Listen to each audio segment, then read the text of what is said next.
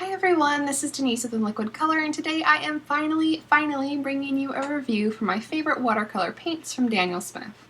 Up until now, the only Daniel Smith exclusive content on my channel has been my recent swatching of the new 2017 colors, as well as a video on my granulating palette that I set up a couple months ago.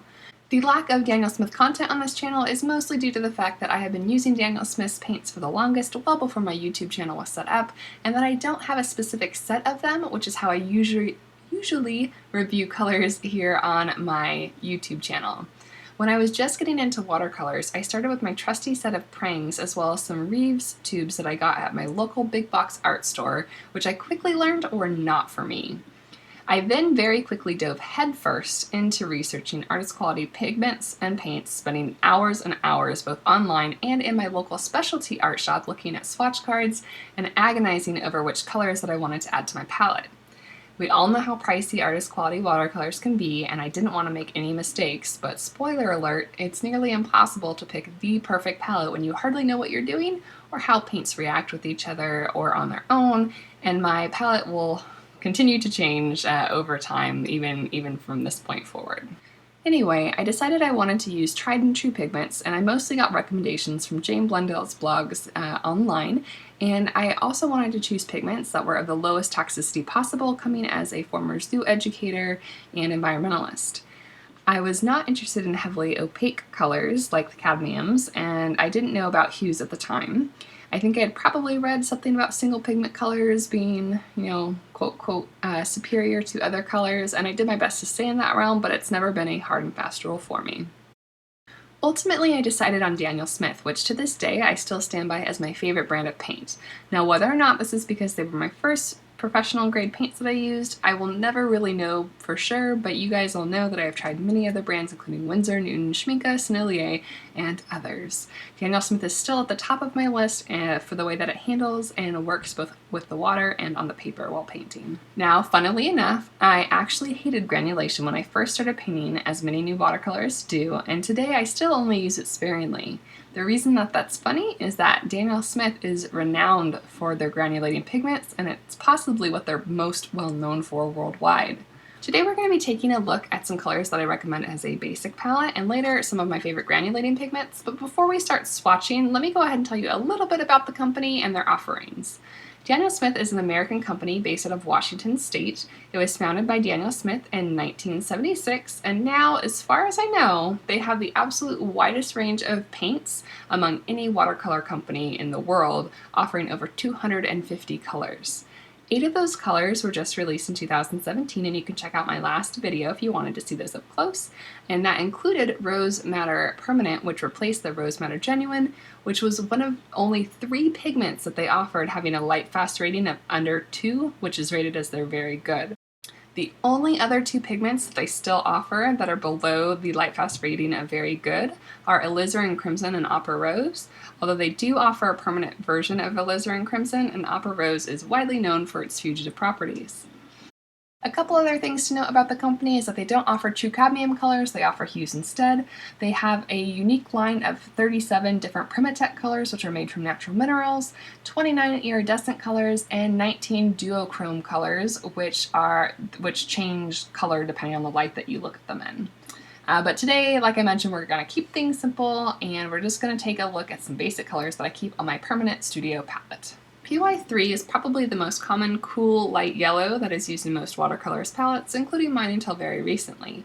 However, when I was doing research for my color spotlight on this color, I found out that it can be a lot less light fast than other yellow pigments, and so I started doing research on some other options. I landed on Daniel Smith's Lemon Yellow, which is made from PY175, and it's extremely bright and transparent. Hansa Yellow Deep is my warm yellow, which is interchangeable with New Gamboge or Permanent Yellow Deep, depending on your personal preference. I will likely switch over to New Gamboge after my supply of Hansa Yellow Deep runs out, as it is a bit more transparent than the one that I currently have. Transparent Pyrrole Orange is a new color for me, but it came highly recommended from Tio's videos here on YouTube as a great color for mixing blacks. I absolutely love the rich deep blues it makes with phthalo and Prussian blues, and the blacks are incredibly dark and vivid. Pyrrole Red is my preferred warmer red, but Pyrrole Scarlet or Perylene Red are also perfectly acceptable as well. Next up, I have Carmine as my cool red, and this isn't a very common color. I got this color originally instead of alizarin crimson because I had read about how fugitive alizarin crimson was. At the time, I didn't know about the permanent version, and I will be replacing my Carmine with the permanent version once I run out, as the permanent version of alizarin crimson is actually more light fast than the Carmine itself. I don't have quinacridone rose from Daniel Smith because I have it in another brand, but I do also recommend that as a lovely pinkish red that is lighter than Carmine and possibly more versatile for mixing depending on your preferences. Next up I have my Phthalos to show you, but we will see ultramarine in a couple minutes on my granulating palette. I have Phthalo Blue Green shade as my cool blue and Phthalo Green Blue shade as my cool green. Phthalo Turquoise is not an essential color, but it's absolutely gorgeous and I love it. As such, it made the list, and it's the only dual pigment on this list and could be easily mixed if you had Phthalo Green yellow shade at hand as well.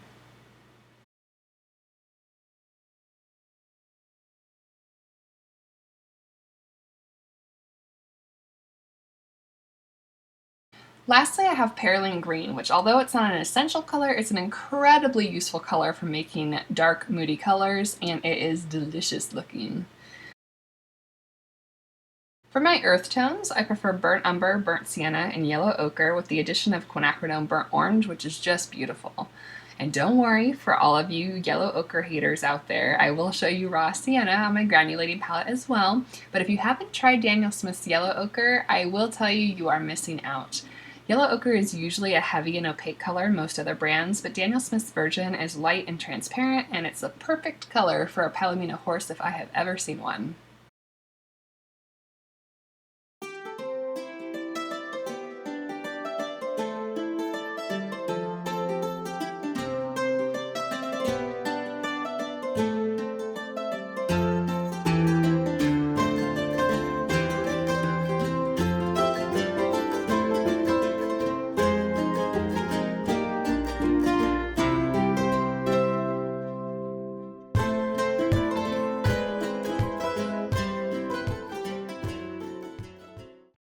Alright everyone, I have a little bit of mixing here for you. I don't have time for a ton in this video, but if you want to see more, let me know in the comments below. For now, I've got lemon yellow and phthalo blue, which make a nice bright green color, a Hansa yellow deep and pyrrole red that make a nice bright orange, carmine and French ultramarine, which make a nice rich purple color, transparent pyrrole orange and phthalo blue to make a very deep solid black, quinacridone burnt orange and phthalo turquoise to make one of my favorite greens, and Perylene green mixed with carmine, which makes these deep moody purples.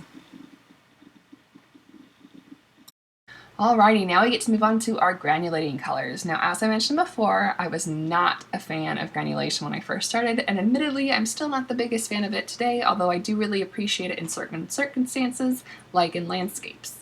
Buff Titanium is up first, and honestly, I have not used this in a single painting. I got a small 5ml tube because so many people raved about it, but I personally have no use for it, although it would make great sand for seascapes. Here's raw sienna, which is richer, warmer, and browner than the yellow ochre we saw before. Raw sienna is slightly more opaque and staining than Daniel Smith's yellow ochre, and it's also deeper in color and granulates differently than the yellow ochre does. The next two are extremely granulating browns that could take the place of burnt sienna or burnt umber respectively if you like granulation, but the latter would especially be a very large change. The EF red iron oxide, EF stands for environmentally friendly, is a very, very similar color to burnt sienna, though it does granulate a bit more. And the transparent brown oxide, holy heck, this is the most granulating pigment I have ever seen. Honestly, if I had known that before I bought it, I wouldn't have, but I did paint a forest with it in my granulation video that's here on the YouTube channel, and it was really neat to see the results. I ended up really loving that picture.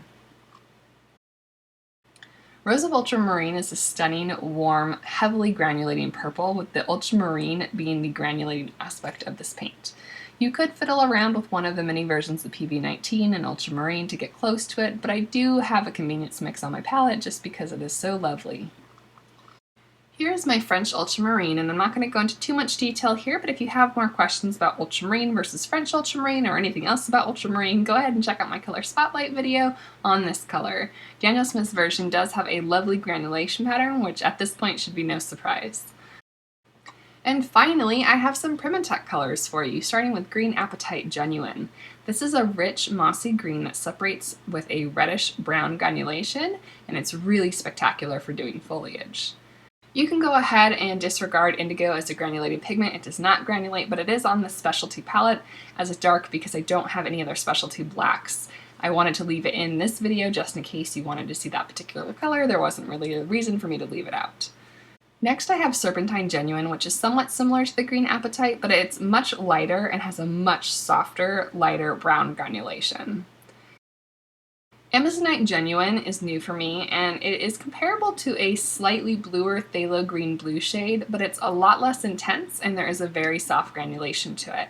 I got it in order to mix with a tiny bit of turquoise to put in my main palette as an aqua blue, and I swatched out both versions here for you.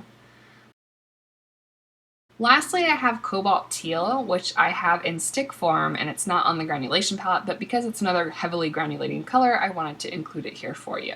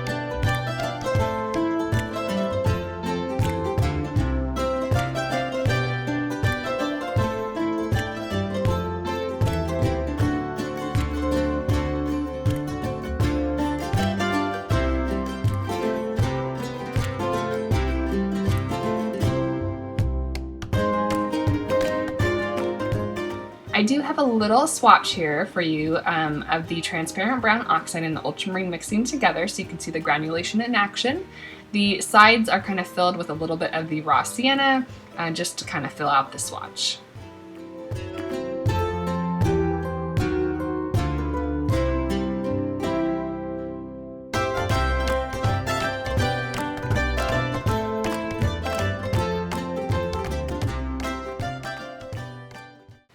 And finally, for those of you who would like to see these colors compared to other brands, I have my swatches for you. Now, it would have taken me so long to compare these all side by side, especially after swatching all the colors, but they are in their sleeves and the colors are still pretty accurate on my monitor, so hopefully they're accurate for you as well. I'm just going to let some music play over them, and you can pause the video at any time to get a better look at the swatches that are on your screen at any given time.